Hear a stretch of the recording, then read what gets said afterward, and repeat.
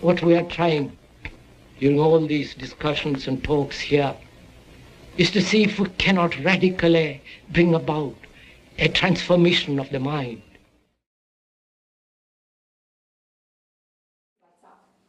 And with that, welcome to the International Center for Sustainability. For those of you who are new to the center, we are a not-for-profit research and advisory organization dedicated to fostering deeper relations between India, the UK and US and broader West. Our work is supported by our donors and well-wishers. Now, about the K Lectures. The K Lecture series is inspired by the work and life of Jiddu Krishnamurti, whose portrait is right here in the front. Krishnamurti was a world-renowned philosopher, speaker, and writer, and the series is inspired by his central ideas around, critical thought and self-inquiry. These lectures are held in the same spirit, providing a platform to have open dialogue, discovery, and reflection. And without further ado, now I will share the introduction. Today, our chair is Sumit Sharma. Sumit Sharma is a London-based public speaker, technologist, and mentor. He currently serves as a technical director in cloud and AI. He regularly chairs panel discussions and leads thought leadership workshops on AI and data, driven by his passion for technology, communication, and wellness. Welcome to the center. Our speaker tonight is Vivek Dixit. Vivek is a seasoned executive, advisor, board member, speaker, and investor with more than 25 years of leadership experience in technology, strategy, and management consulting. He has served as a CTO, CIO, and SVP of products in the financial services and payment sectors, and previously held senior roles at Gartner, Oracle, and Cognizant. Based in Houston, the energy capital of the world, Vivek works at the intersection of emerging technologies and the global energy transition. And of course, most importantly, he's a fellow at the center, and we've flown him in especially for this K Lecture.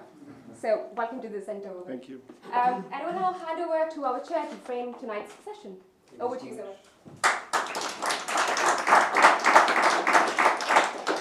Thank you, Shruti. Thank you to the centre, and thank you all for attending. You could have been anywhere in the world right now, but on a Wednesday evening, you've chosen to be here, and hopefully we have a fruitful conversation.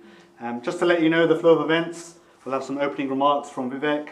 We'll go into a bit of a conversation and question thereof, and then we'll open the floor up. So if you have any questions that you think of throughout, write them down, think about them, and then we'll have closing remarks towards the end. This is the bit where I was going to read out what ChatGPT told me to say. Save the gags for the end. So AI is quite interesting. It's everywhere you look, everywhere you think about. You can't flick through Facebook or the news without a new article coming out. We were talking earlier about Sundar Pichai, CEO of Google, talking about how AI is actually not that good, but is that what the news article said, or is that what the BBC decided to frame on that particular day? The most profound technologies are those that disappear. And what I mean by that is that they weave themselves into the fabric of life, such as running water. Right? There are places on this planet right now where that's a new technology. I think the IT and internet for us probably is, like my daughter's 1 year old, she will never know a world without the internet. I think AI is going to be that. It's our co-pilot. There are people now who cannot have lunch or dinner without asking their AI what to have. What a society we live in.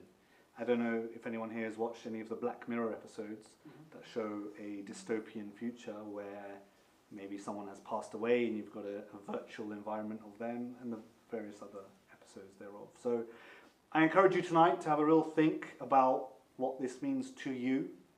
I think the title of today is very apt, data and the truth. So if we centralize on that word, truth, and what that really means, especially because I think we live in a post-truth world now. There are deep fakes and generative AI, and you can muster up anything you like these days. I think it was Russia announced their humanoid robot the other day, and it stumbled on the floor and fell over. Was that a real video? Would Putin have allowed that to be aired? We don't know. So I'm in the pursuit of truth tonight, but I offer you no conclusions.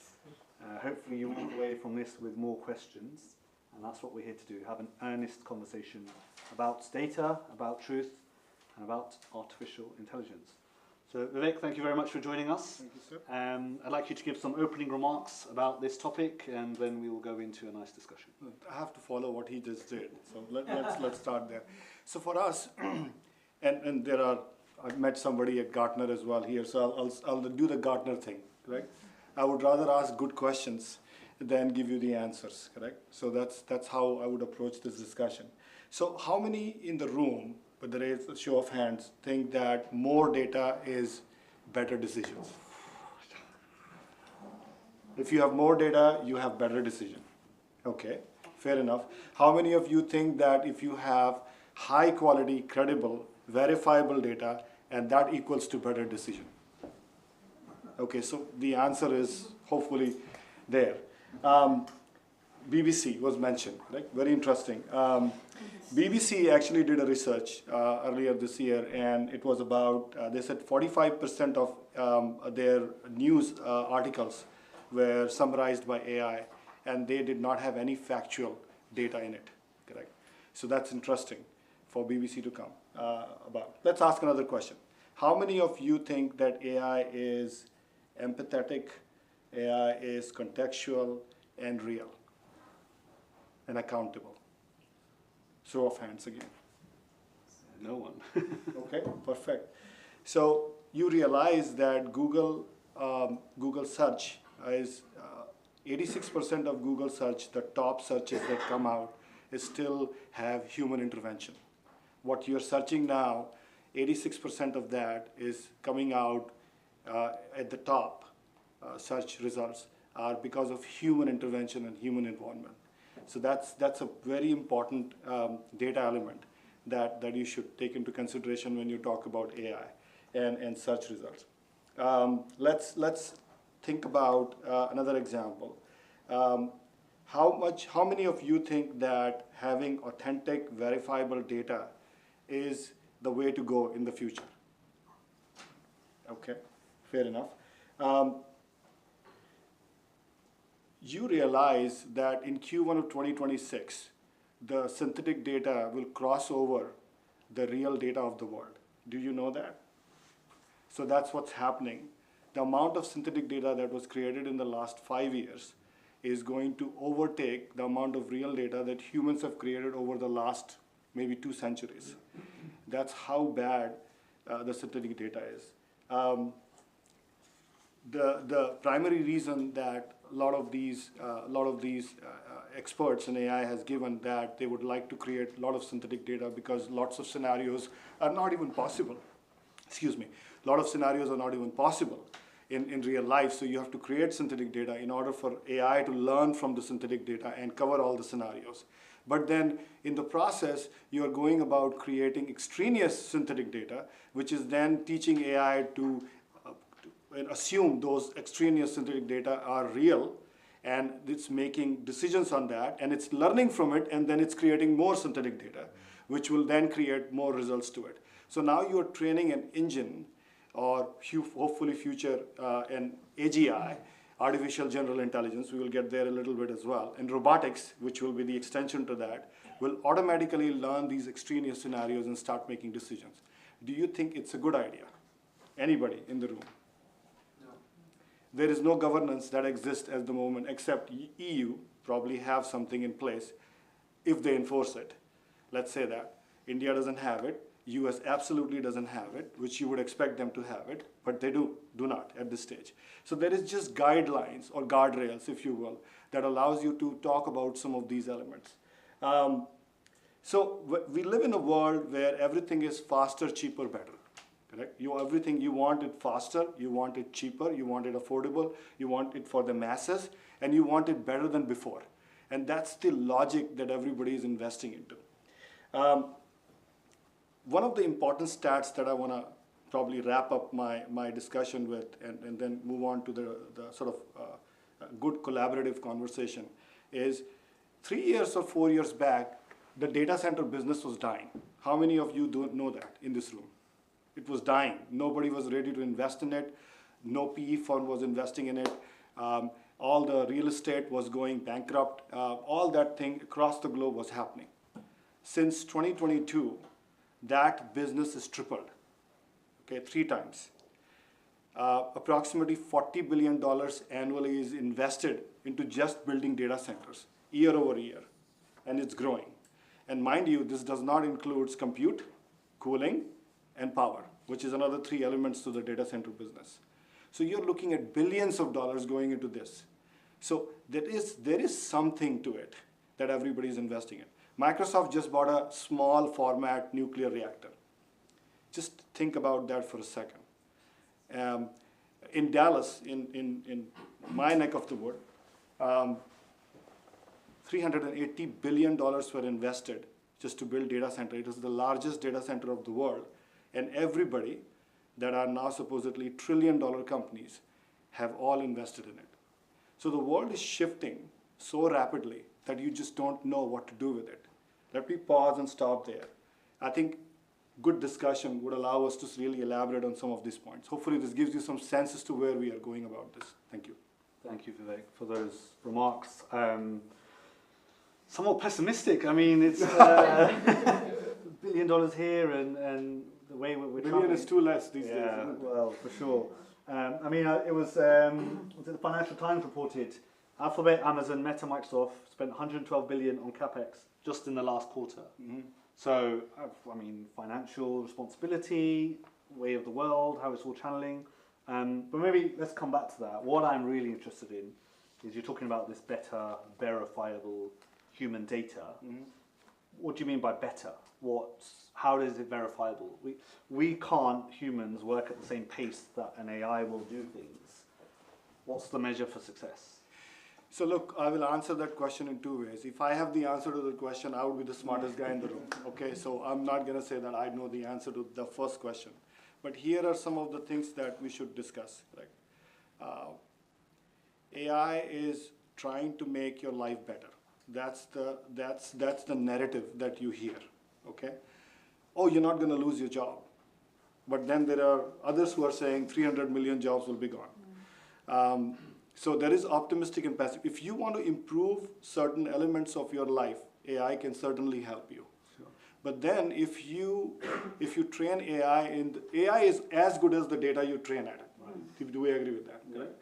And there is so much data. Then I just told you that there is a lot more synthetic data than there is real data. So ask yourself the question, is the data better or data worse? It depends on the individual or the people who are involved doing the data. It's so funny, there are 2 companies, I'll use an example. One is Hugging Face, I'm sure I've heard of Hugging Face.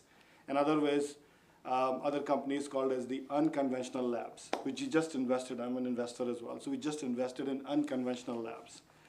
Those 2 companies have hired humans to train AI. And they are hiring them with a lot of money because they want humans to come up with all scenarios and train AIs. So we are now we are paying humans for the foreseeable future to train the AI, and then they will no longer be needed. That's the world shift that's happening now. Yeah. So to answer your question, is better data, can I verify better data? It's very hard. Can you differentiate between a fake and a real video or a reel that everybody keeps watching on TikTok and Instagram? You just cannot differentiate it. The quality of work that some of these technologies like Sora, for example, is creating for you is impossible to really differentiate between. There is a footprint technologically that allows people to differentiate between the 2, but it's for the developers to figure out, not for us. I suppose I'm thinking at a sort of Joe Bloggs level where you can't tell, but at an enterprise, at a business level, it matters a lot more. And I was speaking to someone earlier about healthcare and how AI is going to help with that, and if there are challenges thereof. But on your point about paying big money for humans, so Claude, who's the tool from Anthropic, they're hiring a ghostwriter for $320,000 a year. That's a phenomenal salary to put a human in the loop. Mm-hmm. I think we were talking about this earlier, where similarly to sort of blockchain, where the AI will compute as much as it can, but it still needs to pass off codes and puzzles to humans to verify and check that. Mm-hmm.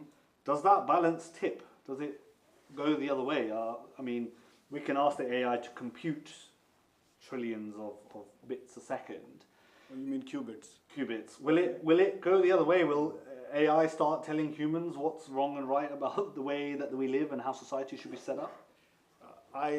See, look, I'm not a futurist, but I'll tell you this, that it's happening, it will happen some more, and it will become the norm of your life.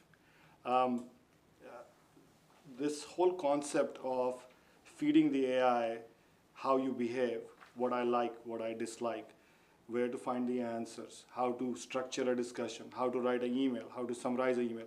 We are becoming dumb and dumber every day. I was telling somebody that in my VC firm, we have a chief of staff that's 5 AI agents. So I am the first one to accept that I have gone to replace that one particular position in my organization where the chief of staff role can be eliminated. And of course, that's done by 5 AI agents. And it's handling the 5 things that we deal with most: emails, booking travel, or T&M, all that stuff. Putting the first draft for the thesis for investment, putting together the investor report, and then summarizing communication so that I can pick the 5 emails that I need to respond out of the 300 that I get. Has it made many mistakes? No. Funny enough, it didn't. Why? I'll tell you why also. So we invested in a company that used us as a guinea pig to write those 5 agents, and now they are using us as a guinea pig to sell more. So I'm just telling you, that's the world we are living in. Now, is it not going to do the mistake in the future? Absolutely, yes. It's going to do the mistake. Hallucination is happening, whether you like it or not. You cannot recognize real with hallucination. It's happening. I mean, if I get to the airport and it's sending me on a wrong flight, it's happening. It can happen. Okay. Absolutely, it can happen. All right. If we look at gold, I'm using the metaphor here. 12-karat golds, 22-karat gold. There's a value, there's a way to verify how rich gold is or the value of it. How do we do that with data? That's a very good question, okay? So you're basically talking about how do you monetize the data. Sure. So monetizing of data is interesting context, correct? You can monetize the data, so like 24-karat gold would be expensive as compared to 18-karat gold. Correct? Right. Now you are trying to create a comparative between 2 types of purity of gold. That is a very interesting context to data. Correct? So I'll give you the answer in a very different way. Information that is needed by somebody that can make or break billions of dollars of decision would be worth a lot. Okay, so that's like art. It's worth what someone's willing to pay for. So look, AI cannot differentiate between A and B. If A is 24-karat gold and B is 18-karat gold, it just cannot differentiate between the two. It doesn't have any method to that madness. However, if you use agentic AI or go to the next level where you're talking about artificial general intelligence and you teach them how to differentiate between those 2 data elements, why A is far more important than B, it will do that for you. But that misses context. Yeah. I'm not trying to catch you out here, Sure. But it's like a bottle of water. You go to a vending machine, it's £2. You go to the airport, it's £10. You're on the plane, it's whatever, £15. Correct. You are the product of your surrounding. Yeah. Correct? So a bottle of water here would be free, I'm sure it is. and then you go to the airport or to a nice hotel, it will be £10 in your currencies, correct? It will $10, $15, whatever, correct? So at the end of the day, that's the shift. But imagine that bottle of water sitting here and in the 5-star hotel. They are precisely charging for the surrounding and the facilities they're giving. Same thing goes for an example of ChatGPT free and ChatGPT paid. And ChatGPT developing agentic AI, and agents are now doing all my work. I'm paying for that, correct? Whether I license it or whether I develop it for myself. So there is always cost to how you improve a particular technology. Okay. Yeah? All right. So, I don't know. Deflected that question. I want to know how we could measure the authenticity of said data.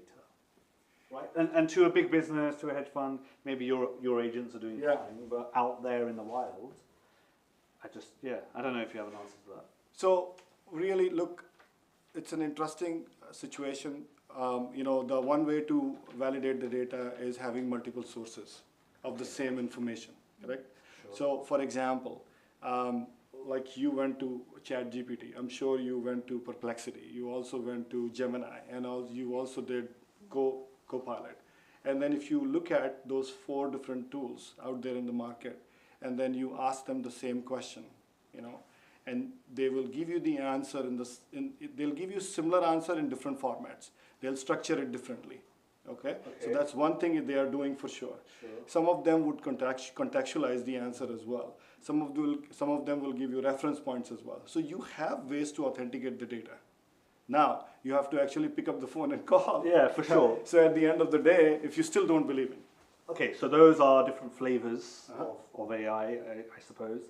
I think it was the DeepSeek. I mean, you can ask it about the Chinese Communist Party and it will say, I don't know. In fact, one of my gizmos at home the other day made a noise. It's like, well, if I'll say Google now, my phone will pick up. So what did you say? I said, oh, I forgot. I mean, I don't buy that. I've got deeper, darker stories, which maybe we'll share later.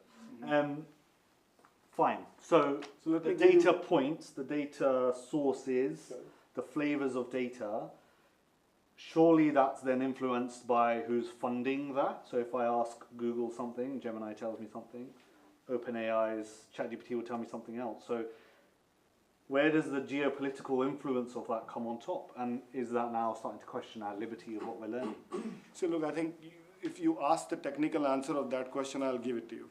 Look, when you talk about these tools that you have in the market, whether it's paid or free, it's basically crawling the web, and it's getting the information of wherever the information is there, okay? Now, if you go down to the syndication aspect of the data, correct? I told you that every tool will answer question based on the data it's accessing. So now if you have corporate data, private data, a data set that you can access, you can potentially get high quality information. But then it's purely dependent on the data set that you're accessing. And it is possible. A lot of corporations are actually deploying Copilot or others, correct? And they are basically have compartmentalized a portion of that Copilot to go access a specific data set and answer questions within that. And that data set, you can define, learn from it or don't learn from it, and give you objective answers. So those things are possible. Sure. It's just the data set that you are accessing. Okay, so now we're talking about data democratization. Yes. And so this data is going to be locked. High walls are going to surround data. You don't even own your own data. Of course you don't. Of course you don't. The health watches that you're wearing, correct? Like your Apple Watch, it has it collecting all the information. Yeah. So there was a lawsuit about a medical device that was developed by Medtronic, and it was put in for a cardiac patient. And it was collecting all the data, sending the data to the doctors, and doctors was making the decision. When he sued the doctors and the lobby itself, he was still not able to access his own data because the way the proprietary devices were working and the information working. The lawsuit states very clearly that because the individual who is asking for the data does not have the knowledge and the capability to interpret the data, we are not going to give the data to them. So that's how interesting it is getting. So the legal aspect is completely different world, if I may say that. Yeah. Yeah. It's, I'm trying to find all the positives for all of this. And I'm struggling, even though I'm a technologist myself. So I'll give you one more example, which I think will be funny enough to cover the point that we're making. Look, a lot of people talk about that we are building AI and AI agents, and we are going to take an application and replace or improve that particular function, correct? That's not a full stack work. How about if I tell you instead of writing an application to improve certain function, let's say it's a law firm. Okay. So I said, I'm gonna build an agentic AI function for lawyers so they can create a draft agreement. Or I can also reference them to different law material or whatever information they have in their house and give you all the information so that your time to market for that particular contract is shrink from 2 days to 2 hours, right? That's not a full stack success. Okay. What is going on in the world now is, let's say I open a law firm tomorrow and I hire, or instead of hiring, I build 16 different agents. And each of those agents, I train them in contract law, criminal law, and so on and so forth. Now I have a full stack organization. I can run a law firm with those agents to do all the work, with the exception of going to the court and actually arguing.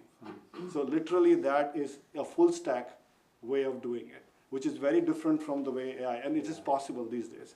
So that's what's happening to the next level, bringing the infrastructure in the play, not just the application. Sure. I did see a video on Facebook where someone brought a virtual That may lawyer. be fake then. Maybe it was. Yeah. And but the judge threw it out, so we're not having this. Interesting though, and maybe this covers two topics. So Google released a report on AI and future of learning, and it talks about we must build AI tools that expand curiosity, creativity, and analysis rather than shortcut them, and importantly, free up time for deepened human connection. But I think, and there's a term now called metacognitive laziness. We have lost the ability, or we are losing the ability, to make decisions, or to carry the burden of the repercussions of a decision. I mean, there's someone in this room, I won't call them out, who has to tell Alexa that dinner's ready, and then Alexa tells the kids, and then the kids come down for dinner. Not saying it's a problem, but what's happening to society, the family unit, how we interact with people? People have just virtual friends now. Have you been to Japan? I haven't, I'd love to go. Okay, so let's start at the extreme end, correct? Look at the aging population in Japan. Look at the rate of people getting married or even getting hitched, for example, in Japan. And look at how that entire country is shifting. Again, no offense to Japanese culture and so on, but they are shifting. They would be considered the most cultural people around there. They have their own culture. If you go to Japan, you'll see a completely different world out there. But they are shifting so fast that it's not even funny. They are willing to pay for people to get married. They're willing to pay for people to have babies and so on and so forth. So again, they're really encouraging that, but it's not working. So they are not talking AI as much as you think they are. So there are examples of countries and culture in shambles in that regards, correct? But they are too addicted on their devices, their things. You know, somebody married a ChatGPT or whatever. I heard recently, correct? So in Japan, that happened. So I on one hand, I agree with you. Look, the generations after us. You and I are probably privileged, but perhaps I am. I've seen .com bust or .com boom, whatever you want to call it, all the way to a ChatGPT and hopefully Atlas 3, which is going to come in a few days, and then you know, all the artificial general intelligence, robotics, and everything. So I'm lucky to have the understanding of it. But imagine the people after you and then after them. For them, the default is all these devices and all that stuff. So how do you convince? How do you pass on that? Are you even spending enough time with your own kids is the first question you should ask. How much time are you spending? So I'm sure everybody knows Mark Cuban. Mark Cuban, who owns Maverick Capital, no longer owns Mavericks, but he said that the world is now shifting to meeting like we are all meeting here and having a conversation to know each other and to learn from each other rather than learning from other sources. The world may go to that, which is completely the opposite of what we are discussing today. I did not answer your question, but I did. That's fine. I'm happy with that. When we were speaking about this before, we talked about how governance of models and changing, when we were talking about shifting of the human paradigm, essentially, governance models need to come in. We need to be able to build secure, resilient systems that protect customer data, that protect healthcare data and the trackers and all that. But is not the rate of change outpacing our ability? There's models. Sundar Pichai emailed me the other day telling me about Gemini 3 or whichever latest model it is. How can we possibly keep up? You cannot. Look, there is a website called as AI2027.com. Everybody should go see it. I don't agree with everything they are saying, but a lot of it is true, it looks like. You know, we are all going to die in 19 days, well, almost 25 days where Atlas, whatever that 3 is coming, correct? So there is a whole set of deepfake going on about that as well. But going back to your point, is it moving too fast? Yes, it is. Is anybody controlling it? The answer is no. Do we have consensus across the world about controlling it? Probably not. We will get to consensus for the world to control AI? Maybe. We cannot even get the COP climate thing decided here. So how do you think this is going to work out? There is a challenge with how fast AI is changing. It's changing every day. I was telling somebody that I wrote 2 books in AI. A week later, I said, this waste. Give it to everybody for free, because it's waste of time to write anything about AI. Right? It changes every day, every hour. So why should we write about anything? But people are still writing books, correct? And so trying to sell their books. No offense to you, Sachin. But good that you chose a topic other than AI. So I'm just telling you, that's just the nature of the world we live in. So it's worse than internet. Internet was crazy when people first saw it. AI is supercharged. Fine. There is some, I'll read something out from your book actually. AI is an urgent reality that is diagnosing diseases faster, helping mitigate climate catastrophe, and bringing personalized education to undeserved children. So there certainly are benefits to be had. Of course it is. My ask is, what's the trade-off? So if we want better healthcare data, we need to give up the liberty of personalized health tracking, for example. What's the trade-off when we need to have great things like that happening? So there are always good and bad for everything in technology. Understand, the Apple Watch actually does provide a lot of good quality data that you need to monitor your blood sugar or your heart rate or your pulse or what have you. So it's good quality information that you can then manage your So when the insurance companies get hold of that data, they actually want you to, because preventive, I don't know about you guys, nationalize health here, correct? You have to stand in the line forever to get a small surgery done. Unlike the smart guys in the United States, that you pay for everything and it's too expensive to even do anything. So look, healthcare is a very important issue. Whether you are nationalized or privatized, correct? At the end of the day, you are making money to have a good life. It's the fair point, correct? You're making money, you want to have a good life, you want to have great experiences. If you're not alive, what's the benefit of all the things that you have, correct? So the point I'm making about this is there is a lot of good things about AI. It's just not doomy gloomy. But there needs to be certain guardrails. Nobody's saying regulations is great or good or bad. I think you need to put guardrails around this so that it allows you to use it for good reasons. There will always be bad actors. Like Perplexity was hacked. Yeah. Did you even know that? Yeah. Until it came out. And so it's just the nature of the beast, if you will. You just have to figure out a way to put some guardrails around it. Talking about hack then, so Anthropic posted the other day about it disrupting the first AI orchestrated cyber espionage campaign. And I say they posted about it. I mean, how long ago did it happen? What about the ones that are not being posted? And could you maybe help us understand where maybe intelligence services actually are running AGI? See, it's... they're listening. That's the call for you. That's GCHQ. There you go. So look, when the technology is developed, the cyber criminals would be one step ahead. That's their job. They have to be one step ahead. They have to always figure out, and they have to remain anonymous. As long as they remain anonymous, the more benefit they will reap from it.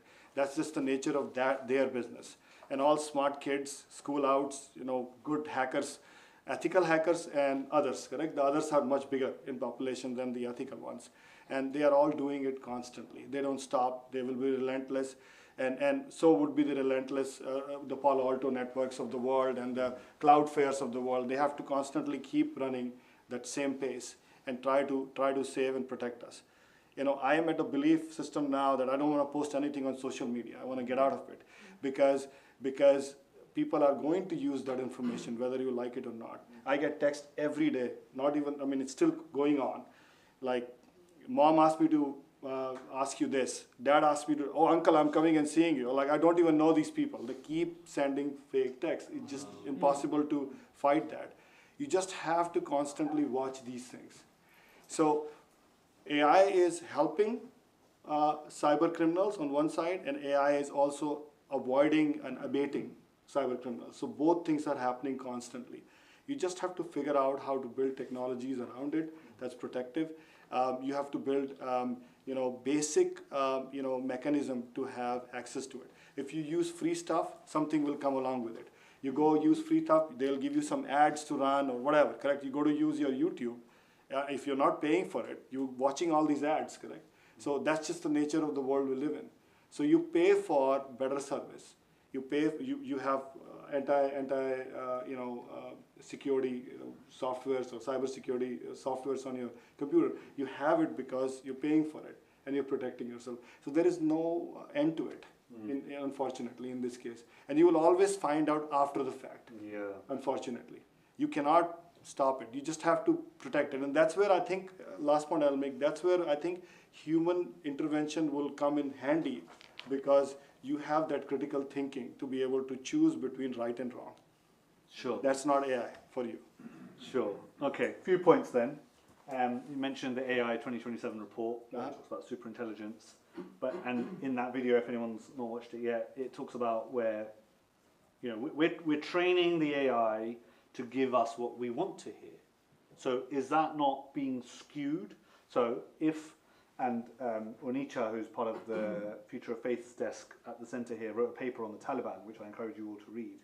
So my question is, if the Taliban invested heavily into one of these AI agents, everything that one learns, uses, is influenced by this chatbot, will start to follow Taliban way of thinking. And if I can just paint the picture in my own mind at least, if a young lad was to go on to Taliban, GPT, whatever we're going to call it, and it will get its information out. But if a young girl was to go onto that, would she be discouraged from attending school, learning, voicing her opinion? And I paraphrase that. The people that are paying for it, are they skewing our thinking? Are they influencing society into their way of thinking? Follow the money? Yes, absolutely. And look, hopefully I'll share a slide later in my closing remarks. And it's an interesting case study. I'll just give you a preamble of that Harvard did. And it talks about how close ChatGPT and the likes of those tools are to certain nationalities and certain demographics of people. And it's so interesting to see that none of that includes any of the countries that you were talking about, let alone it does not even include India. Go figure, and you will be shocked that 1.4 billion people are not, is not included in that study. Was that missed from Harvard, or perhaps nobody was providing any information there? I don't know, really don't know. But there is this barrier around, and again, nothing against anybody's belief system, but understand Sharia law has its own setups, correct? And it's going to define things around that. If you develop a ChatGPT that speaks to Sharia law, it's going to follow Sharia law, correct? Which talks about a kid cannot do that, or a female should not go to school, or they don't have right, they cannot show their face, whatever, correct? At the end of the day. So every ChatGPT, like I said, these are the tools, these are applications. They are talking to a data set. Data is what's defining their behavior. There is no, unless you bring in artificial general intelligence, where you really have a thought process associated with this, which we can say this is wrong and that's right, and you have to work a lot to train them that way. It's going to do what they are supposed to do. They're going to look at a data set and then they're going to give you the answers. So you can have ChatGPT in different languages, different dialects, different cultures. It's going to follow what the data tells them to follow. You will not do anything else. Right? And West is clearly tilted when it comes to all these tools and technologies. Okay, let's do AGI then. So Okay. artificial general intelligence, a world over AI system that can think like us, like humans, or as close as possible we can get, has some moral basis, I hope, or assume. Okay. Okay, I'll go with that. You can correct me maybe. What are the real challenges as humanity to get to that stage? And I'm thinking, what's the energy, infrastructure, space exploration, rare earth? Help us understand that. So look, when you talk about AI, everybody talks about the tools and the technologies that are there. So application, everybody understands. You ask anybody in a crowd, London is too busy these days, I don't know what's going on here. But in November, like crowded. Anyway, you ask to stop in the middle of one of the busiest square and ask 15 people, what is ChatGPT, what is AI for you? They'll tell you ChatGPT, Perplexity, all these names, correct? Usually that's what they will stop. They will not understand more than that. So AI is more than that. AI is, I would say, 4 or 5 different components, which people don't talk about. AI application is probably the tip of the iceberg. The next one is the infrastructure that nobody really talks about, where the compute comes from, where the chips are designed, where all these energy and related components are there, correct? That's the infrastructure. Then comes the cooling. Nobody talks about cooling. When you're running all these machines constantly, you need cooling. How do you achieve that? Cooling needs power. Then you're talking about power, what the supply of power. The example of Microsoft going and acquiring a nuclear reactor clearly tells you that the power is becoming a big focus. I come from Texas. Texas attracted, we have our own grid. If you know a little bit of US, there are 3 grids. West Coast, East Coast, and Texas. So we have our own grid. And we invited the entire Bitcoin miners, including from China, to come and do Bitcoin mining in Texas. Now it's not profitable anymore, as we all know, right? And so now those infrastructures are getting converted into AI infrastructure. And that's the reason the $380 billion investment. So clearly there is writing on the wall. If you carefully follow the money, you will see the steps. Rare earth. Yes, we are going everywhere. I'm not going to mention who, but they're going all over the world, and they are signing contracts to have access to rare earth. Everybody has rare earth. The question is, do you have the processing capacity, capabilities, technologies?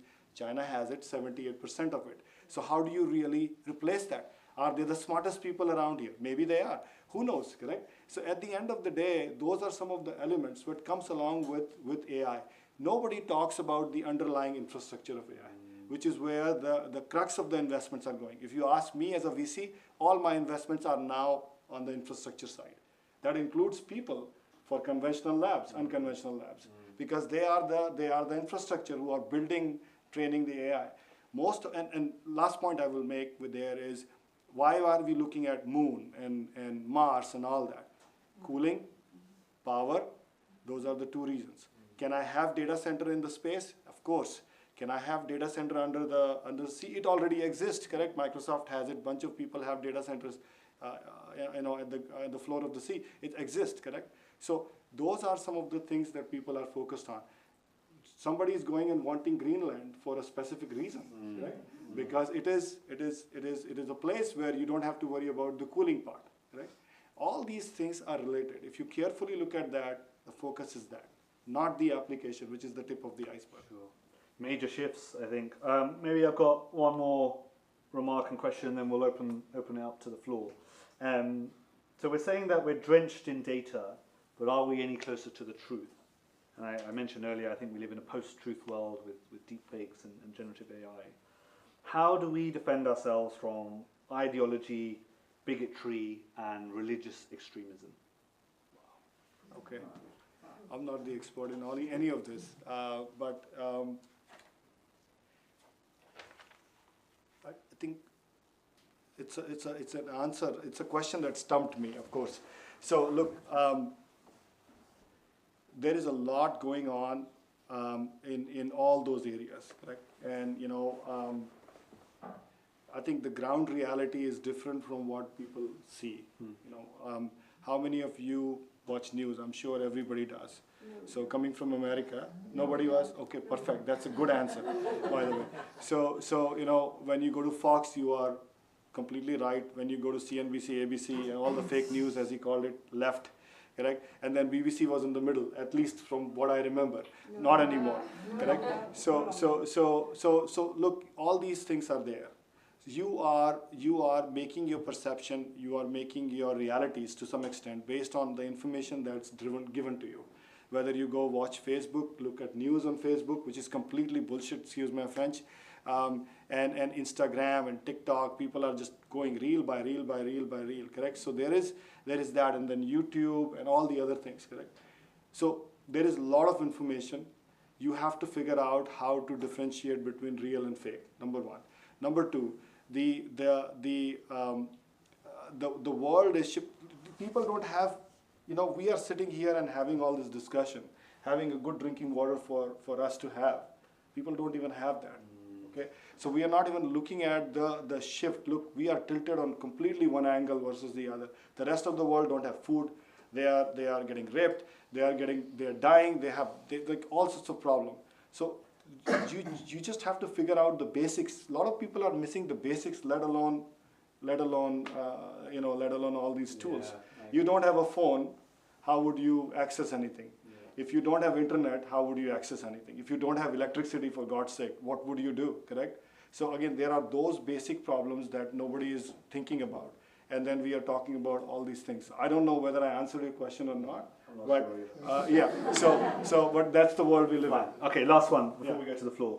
AGI, let's say you had the Magnificent Seven, the Amazons, Metas of the world, and the leaders here, and we're heading in this direction, AGI, AI, and all the rest of it. What are the red flags? What things would happen for us to think, actually, this is going wrong? What should we be looking out for? For AGI?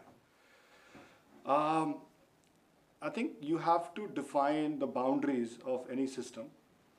You have defined the boundaries of your work-life balance, as an example, correct? You define your work life and your, your personal life, and you try to do a good job. At least we try, all of us, to try to differentiate between the two, consistently. Technologies are very similar. AGI is not any different. You have to define how much. I mean, you want a robot to take care of your household things? Sure, no problem. Would you want your robot to be AGI enabled? The answer is probably not, because then it will start thinking and saying, you know what, I really don't like your husband, or I really don't like your wife, and start creating the scenarios that you really don't want to deal with, correct? So those are some of the things that can potentially happen when you bring in AGI. When you look at artificial general intelligence, now you are saying that I'm going to train you on certain things, then I'm going to give you enough intelligence to be able to start making decisions, first with basic and then with advanced. That's where the AGI is playing the card. Does it exist? Absolutely it does. Is intelligence community using it? They are, correct?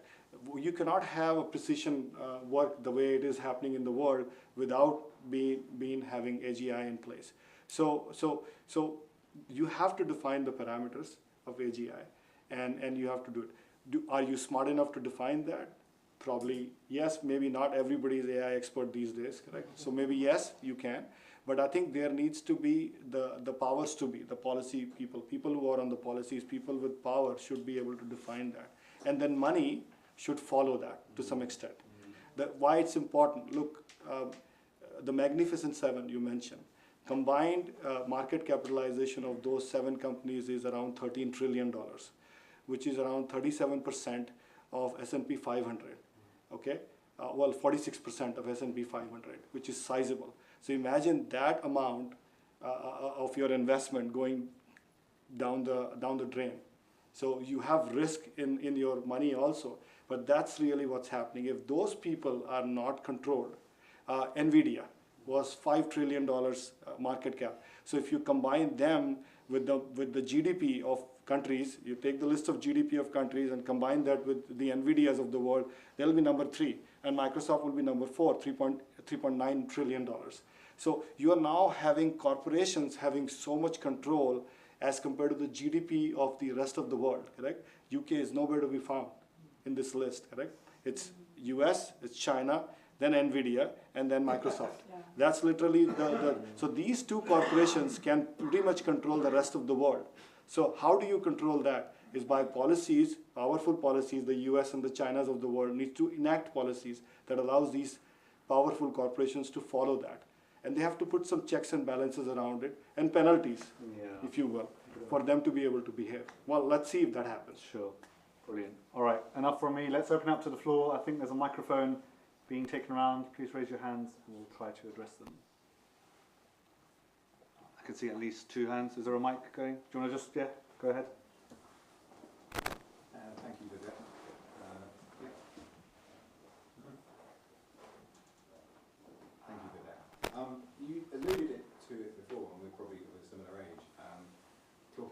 platform shifts in the past. So every sort of 10 to 15 years, you have mainframe to PC, PC to web, web to smartphone. I think that AI is really a platform shift. It's not an industrial revolution. That hasn't happened yet. And you talked about large language models and how important that is. In the previous platform shifts, we knew what was the capacity of what was happening next year. Moore's law applied. With artificial general intelligence and LLMs, we don't really know how better they can get yet. And you talked about synthetic data and the danger of that.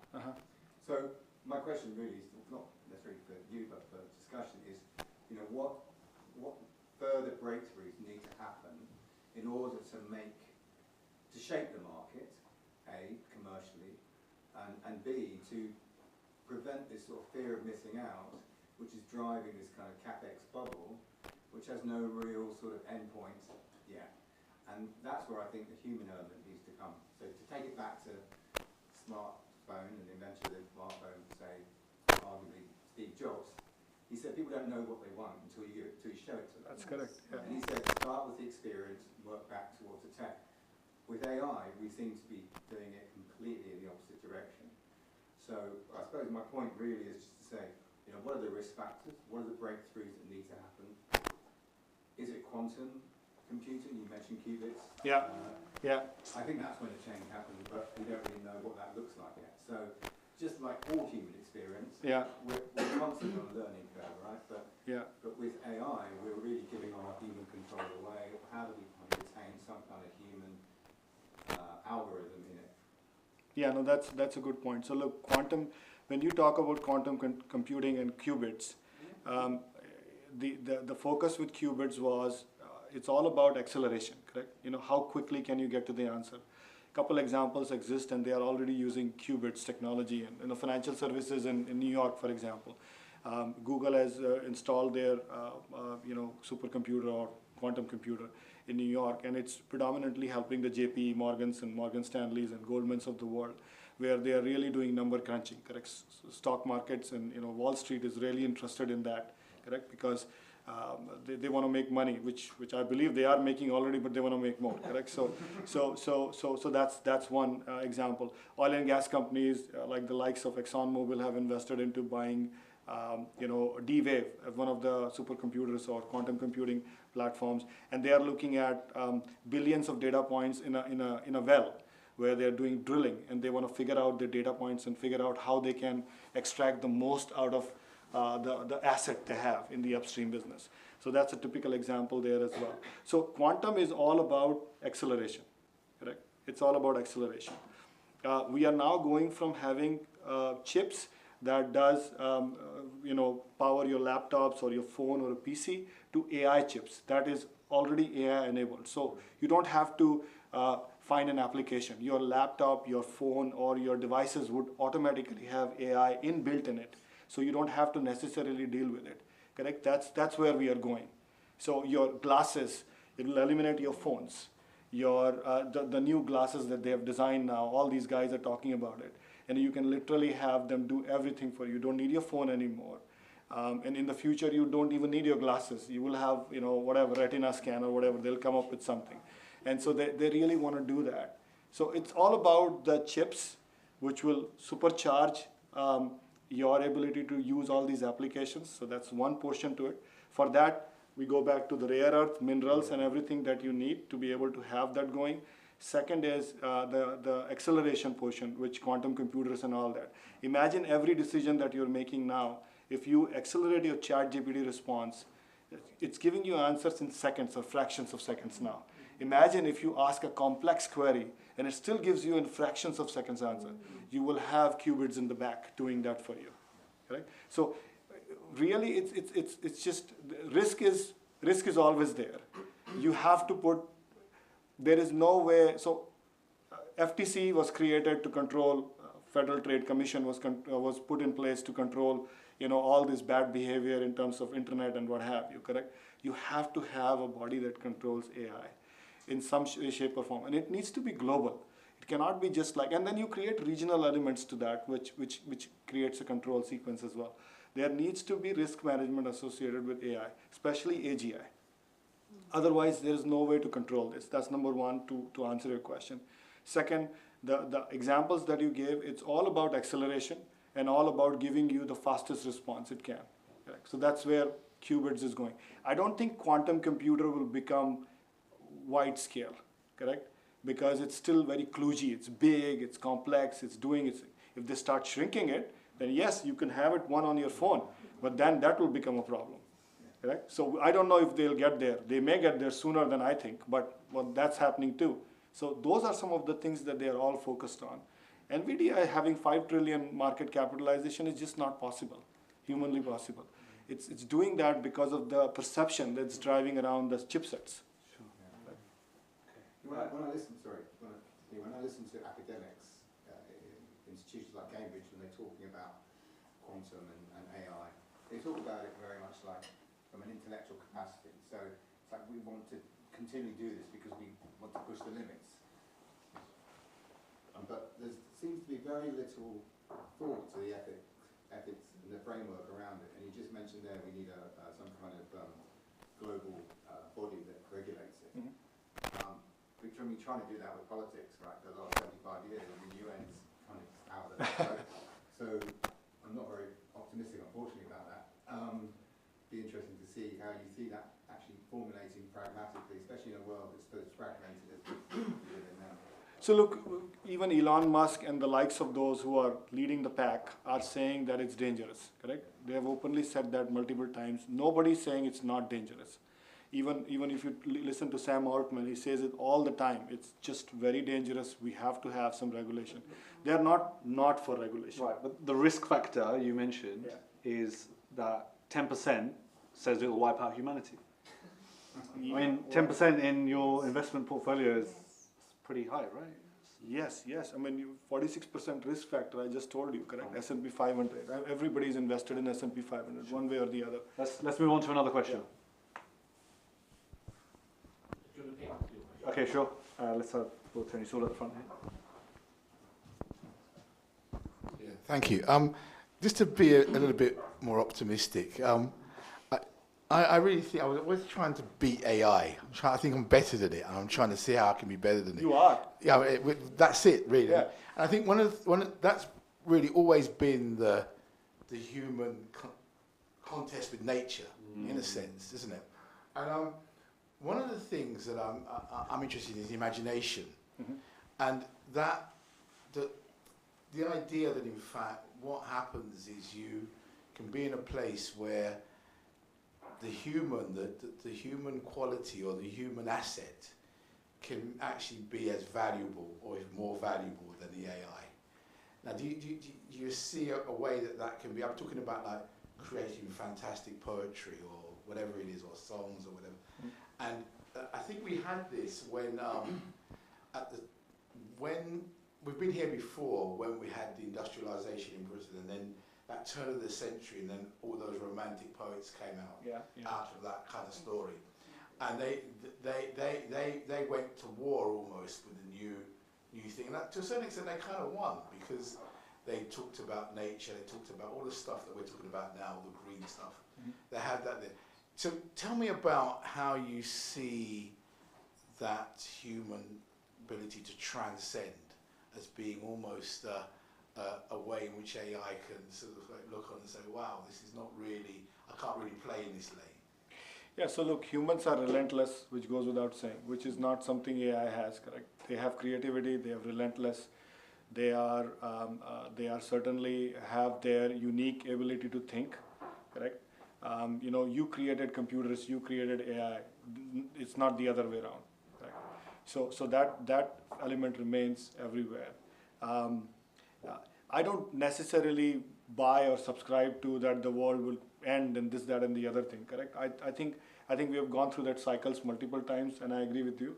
And I think it's just the nature of how quickly the thing about AI that is scary is the speed of the changes that it's bringing in and how quickly it's doing it. That's where everybody is getting uncomfortable with it. But is it really gloomy doomy? Maybe not. But the acceleration of AI is really concerning Because when you have websites like those who are really talking that by 2027, whatever, everything will be just like it's done, correct? So I think that's the key to if I may say that, to answer your question, is, you know, humans are all about experience, you know, and at the end of the day, I think AI cannot replace that. And innocence. Innocence and experience, you just cannot replace that, you know, you just cannot replace that. Sure. Hands high. Just here at the front, please, and then we'll go to the back, and then we'll come across here. Thank you for speaking to us. That was really interesting. Lots of good points made. My question is more so on the synthetic data aspect of things. So I wanted to pose just food for thought and get your opinion on. We discussed the risks and the downsides of synthetic data. However, I was thinking if the synthetic data by AI is then generated by real life experiences and humans in general, how synthetic could that really get? How synthetic could that be? And would that really be such a risk? Because that would then make the AI itself more accurate and more efficient in the data points that it receives from humans and from real life experiences. So how negative could that really be, and how far could we go with that? So synthetic data is not negative. That's not what I'm necessarily saying. It's just, it's a lot of it, correct? So when you go from real data, which is a subset, to a synthetic data, which is much larger subset of that, then you are sort of tilting towards a data creation element, which is coming out of AI, and then it's learning from it and it's creating more synthetic data. So now you are creating this, making this bubble bigger than this bubble. This is the real information, you still have it. Now, like I said, it's creating extraneous scenarios, and we have seen it created. The hallucination doesn't come from you know, real data. It's coming from the synthetic data because it's hallucinating now. It doesn't know what to answer sometimes, and it just comes up with something, correct? Like telling you put glue on your pizza, correct? For example. So and it's going to taste nice, correct? So you know, those things are there. So I'm not against the synthetic data. It's needed. It's required for you to be able to cover all the scenarios which humans cannot possibly, you know, create in real time. And that's the reason synthetic data was created. So it's not a bad thing, but it's just that the amount of data on synthetic side is growing rapidly, and the real data is still there, correct? So it's now becoming, AI doesn't understand real versus synthetic. For it, it's data. So how does it differentiate between this versus that? And so now when you train AGI on the synthetic data, that's where the problem starts happening. Now it's assuming all that is real, correct? It doesn't understand the real and synthetic data. So that's where I think the challenges will start happening, and you'll start seeing it more. I'll pose that back, actually. So you asked where it may be a problem. So we have rich experiences, we have friends, we probably communicate with our friends more virtually maybe than in real life. And in some parts of the world, people have virtual friends that are not really real people. You can argue it's okay. When it starts stretching into like adult entertainment and stuff like that, maybe it's a problem. But what if a virtual friend was presented to you that was an amalgamation of all your friends, and then starts to tell you things that aren't real, but you think they are because it's giving you all the characteristics or anything? I'm just painting a picture as to where that problem might start to occur. I'll have to dive deeper on it. I just wanted to throw, sorry if you don't, just a small little thing I wanted to just throw out there. Great talk, by the way, excellent. And we're Gartner friends. So we met, we didn't meet at Gartner, but we met here, so which is amazing. So one of the things I just wanted to throw at you guys, and then the slide comes in, is maybe there's a possibility, maybe there is a trigger event that's coming that could tip the balance towards AI being adopted much faster, or us rejecting it, an Elysium type environment. I'm a big believer in science fiction, so I don't believe the futurists, I believe the film directors who I think have already got the transmission from up there anyway and have been figured out what may happen. But this is the thing around employment. I think when loads of people lose their jobs, and I'm a big believer that it'll happen, I'm building AI too, and the pace is furious. It's out of control. We can't imagine, we can't control it. I don't know what a consumer can do.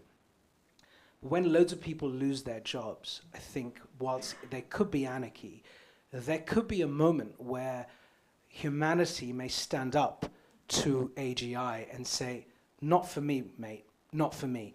And some will say, absolutely for me, I'm on this side, the folks that benefit from it most. And there could be many of us who say, no thank you, I don't want the AGI robot cleaning my home on a $99 a month subscription, I'll kind of do it myself.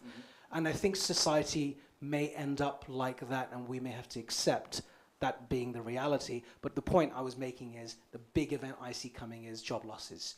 I think that's going to really shake up the planet, especially the Western world. Yeah, unless you go social setup, then everybody gets paid fixed amount. We might survive. Yeah. Because we're kind of socialist, aren't we? I think the big event you might be looking for, Keir Starmer's trying to bring in national ID. There was one question at the back. I promise we'll have that, and then we'll have to talk afterwards. Maybe if you want. There's two. If they're quick questions, we can have them both. Firstly, thank you. This talk has been super insightful. I wanted to ask if you have any advice for today's youth or young professionals who are looking to navigate this landscape professionally, and if you think, or how important you think it might be for people to be studying things like computer science and data analytics at university when everything is changing so rapidly. That's a great question. Thanks for asking. I think it's fabulous. You know, on one hand, you have Peter Thiel that's saying, you drop out of the college, I'll give you $200,000. And out of the 10 people he has invested money on, 8 of them became billionaires. So that's a case study that Elon Musk is saying the same thing. Why do you need school? Why do you just leave your school, come and work, we'll train you. So that's one extreme of an example that's becoming very common in the US. I'm sure it's the rest of the world as well. Why spend hundreds of thousands of dollars, which I did as well for 2 of mine, to really send them to great schools? You end up working for Microsoft anyway. So that's just the one extreme of an example to your question.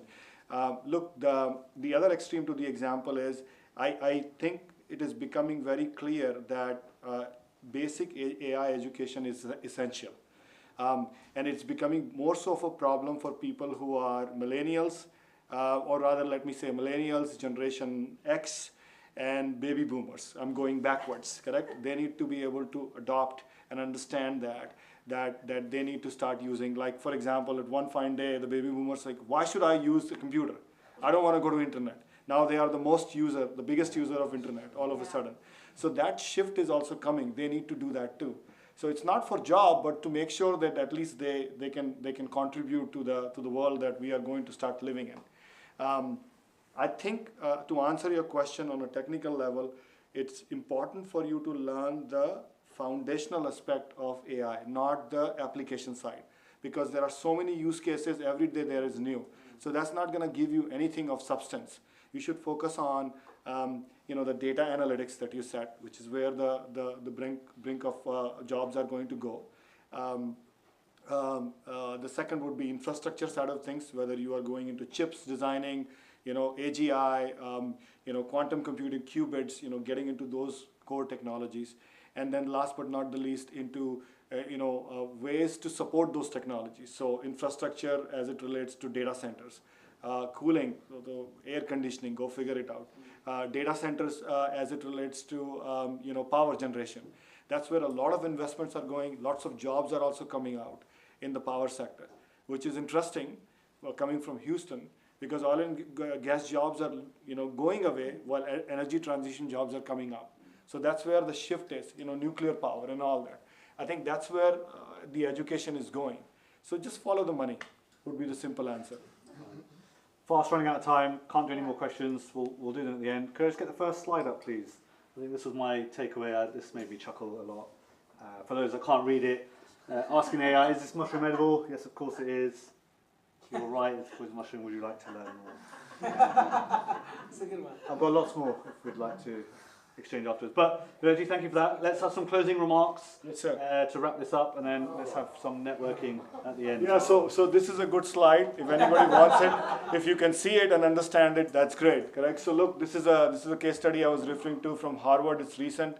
And if you look at the circle on the left, or elliptical, whatever, ellipse on the left here, or right of mine, right side, you would see that that's where ChatGPT is, along with a bunch of countries. Now you say, what's ChatGPT doing in the names of the countries?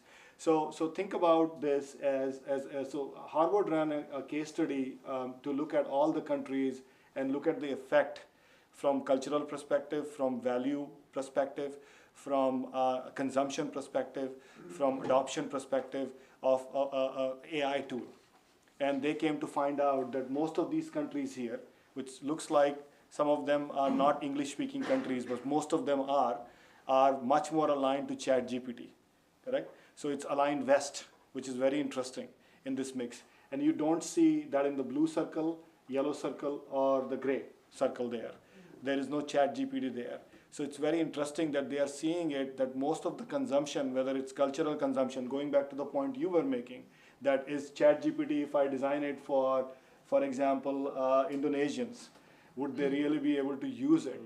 Or what kind of information that ChatGPT would give specific to Indonesia? So that kind of barrier is already being seen as it relates to ChatGPT, which is a very interesting mix. And it's just more of a question for you to think about rather than for me to explain, right? But it's a good information to have, and certainly good one for you to refer to. And this tells you how tilted and how biased AI is becoming very slowly but surely. This is exactly what happened with internet. Bunch of people had internet, a bunch of people had television, and nobody else did, correct? So that's what's happening again with AI, nothing different.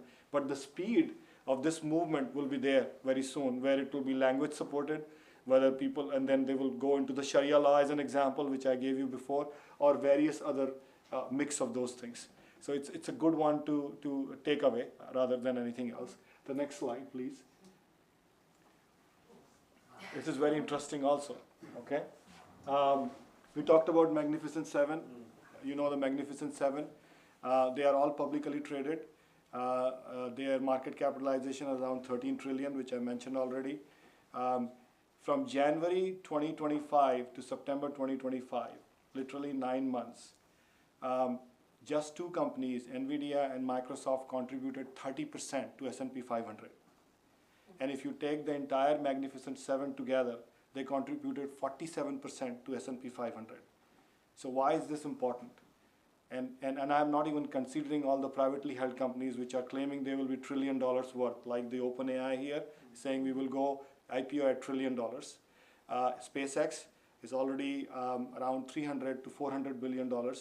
And then the list goes on and on and on. There are so many companies who are privately held, not even traded in IPO. And people have private stocks of that. I'm one of them, perhaps because of Startup World. But then a bunch of these companies are now also claiming that they will go IPO.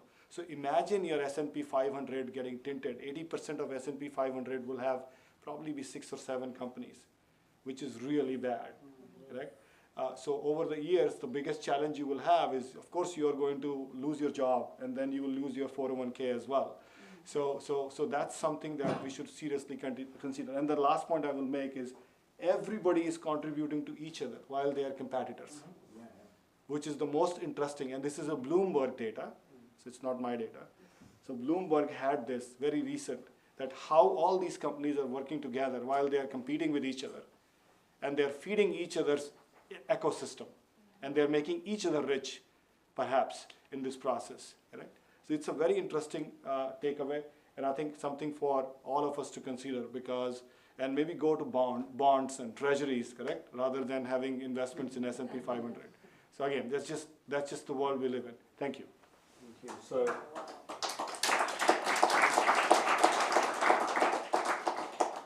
we've had lots of great conversations. So these K lectures are based on Jiddu Krishnamurti, as you see there, who once said, "Truth is a pathless land." Didn't mean to do that. No problem. Apologies. I'll start again. These K lectures are based on Jiddu Krishnamurti, who said, "Truth is a pathless land." So in the age of AI, that path must be walked with curiosity, courage, and care. Thank you all for listening. Thank you, Vivek, for a very thought-provoking session. You've given us a lot to reflect on. Hopefully we'll all sleep tonight. You've laid out the scale of challenges that come with AI, and I think you've emphasized the urgent need of having the guardrails in place. Thank you, Sumit, for guiding the session so thoughtfully and helping us navigate the nuances of this discussion. And on behalf of the International Centre for Sustainability, I thank you all for joining us today. The next K lecture will be in January, so please stay tuned. Follow us on LinkedIn. You'll get the details there shortly. And if you want to support us and our work and become a member, please scan the QR code right here. And I wish you all a wonderful evening.